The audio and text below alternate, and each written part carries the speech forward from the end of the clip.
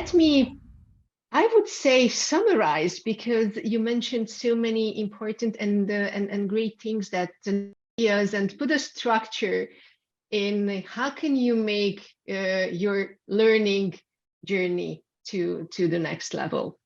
So what we talked about here is that we can all agree that learning has transformed from this classical 9-to-5 classroom training courses to a more bite-sized, shorter, as Inesta mentioned, or blended solutions, which is flexible enough, which is engaging, no matter if it's in a classroom or online, and technologically supported learning journeys. We can all agree, and I believe it's not a new thing that we mentioned, that the learning, the change doesn't happen overnight. So many of us think in learning journeys. However, there can be several pitfalls if we talk about learning journeys. First of all, many times what we see when we meet with our clients, we see that the learning journey, how they consider, is to put certain well-defined, well-designed training courses after each other. It is a great approach, don't get me wrong, but it doesn't make the learning journey full and complete. So it's still not there. It's almost there, but it's not there yet. The second pitfall, in our opinion, is that more innovative means more digital, means more effective. To be honest, I can agree with the first part, that if we would like to be more innovative, we somehow should incorporate technology and be more digital. But unfortunately, being digital does not equal to being more effective. We saw from Chilla's and Inesta's and Mariana's examples is that digital part is just a part. It's a great platform, great opportunities, but something else is needed here. And the third one is that being engaging and providing engaging content in itself, unfortunately, will not guarantee that it will be impactful. Okay, so whenever you put together a journey or a comprehensive learning program, please consider these as well. And I'm mentioning journey, learning journey continuously. And the ladies, our guests, mentioned several tools that they used in their process to make it effective. So let's put it on a visual map for this time. If we start a learning journey or starting to learn anything, no matter if it's a technical skill or a hobby or whatever which is related to our work, first step is that we and your colleagues need to be aware of that given program or training. And it's not only about the title, how they will enroll in, but also how it benefits them and benefits the business. In other words, why this program will be good for you. That's the very initial state of every journey. Unfortunately, it still doesn't mean that they will be committed and they will be enthusiastic to join the next technical course. They need to be committed as well. And here, let me refer to Chilla, when she mentioned that we need the proper mindset. They need the proper mindset, the willingness to learn. Because if it's missing, unfortunately, then it's either the trainer who will suffer with the resistant participants having no idea what they are doing at the particular training and why, or they will just not finish and not start the learning in any super modern learning and development system. So it's the old routine, new way gap that we have to somehow breach in this stage before we get to the actual learning and the practice. It usually happens at the same time. Again, in both examples that Chilla and Inessa mentioned, that learning was there, practice was there. And usually this is where most people speak about the learning journey. So this part is usually happens. But the excitement starts afterwards. Because I don't know how many of you do any sports or go to the gym, because it's pretty much the same with learning, because the actual change doesn't happen in the gym, doesn't happen at the same time when you do the workout or you are at the training. It's a good starting point. It, gives you a kickoff, but the real change happens afterwards. And this is where the biggest gap, the abyss is. Because if you're not reinforced after the training, we didn't get any feedback, we didn't get any reminders or just testing the knowledge, positive reassurance, then it will not happen.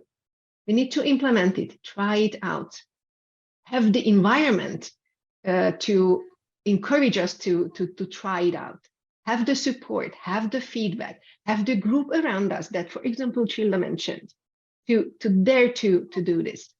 And if we are persistent enough, then we can get to the new routine, and all of it becomes our new reality. And again, as you see this canyon, this bumpy road, the learning is not a straight road. It's bumpy, unfortunately, but I think that's the beauty of it. So again, what we experience is that mostly the focus is here on the learning and practice in any learning initiative and learning journey. Awareness and commitment is mainly a rough assumption, like maybe, yeah, people are a bit resistant, but they will be fine. The reinforcement and implementation support is the crucial part of it. I think it's many times it's left out or not much energy invested in it. So this is why, unfortunately, if we speak about the learning journey, which is focusing mainly on, again, just putting training courses after each other, it's nice, but it doesn't cover the whole journey. The whole journey is unfortunately longer and the more bumpy road. And again, just to give you hints and ideas on how to do that in each step, with or without technology, let me give you some examples. Again, either if you have a learning management system, or if you cannot afford or do not have that much technology, it doesn't matter, because still can use some messages, send emails, use the bulletin board, use the company intranet as the CEO or the manager who is responsible for the certain program to create a short video message and send it out to people. So again, the creativity has no limits. Just please be aware of the awareness and do not miss out this stage. Similarly to the commitment, I cannot highlight enough how important the mindset is. Chilla mentioned, Mariana mentioned, Inessa is mentioned, that without that, with the resistance of the participants, you are already blocked. So please pay attention to guarantee the commitment with some tools, with some workshops, involvement of the participants, with some interviews, for example. And again, some of it is not the question of money or technology, but of course you can use it. In the learning phase, this is where many learning and development experts like ourselves feel like, again, kids in a toy store, because these are extreme amount of new technologies, new methods, game-based programs, all kinds of tools, techniques that can be involved in here. Use it, but use it wisely, and don't forget about the impact as well. So not only the engagement, but the impact as well. In case of practice, again, that's a crucial point, either at the training course, no matter online or offline, just give some time to try it out, what has been learned, and this is how it guarantees that ideally they will start doing it after the course. And the last couple of phases, again, the reinforcement, some reminders, knowledge test, drilling, repeating what was learned is important. In most cases, the follow-up reminder that you see as the first point on the screen, it still happens. So people receive a reminder letter, I don't know, a couple of weeks after the training with the most important messages. Again, it's fine, it's needed, but please remember, it's most cases is not enough. People need to be pushed a little bit to move on further. In case of the implementation, I think the crucial point is to provide the environment which supports whatever the people learned. Involve the line managers, Ask them to support their people, because if they get back to work and try out the new things and something goes wrong and they're not supported, they just go back to the old routine. And, so much money and time invested in vain, because the process will stop there and nobody will be happy at the end. Last but not least, when we got to the performance stage and we got to the point where it's ideally becomes a new routine, you can hopefully, ideally, even measure their progress, even with the corporate 360 or with other business results. But here again, this is where the whole time and money and energy investment pays off. Okay, again, you can see some advices, some ideas on the screen related to this stage as well. So once again, it's just a summary of what we talked about, giving you some hints and tips and ideas that you can use to make the learning really happening.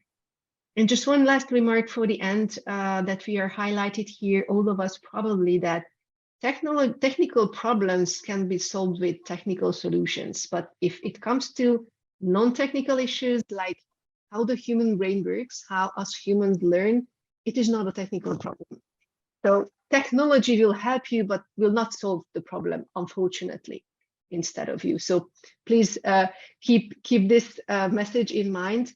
And with this, I will close my part.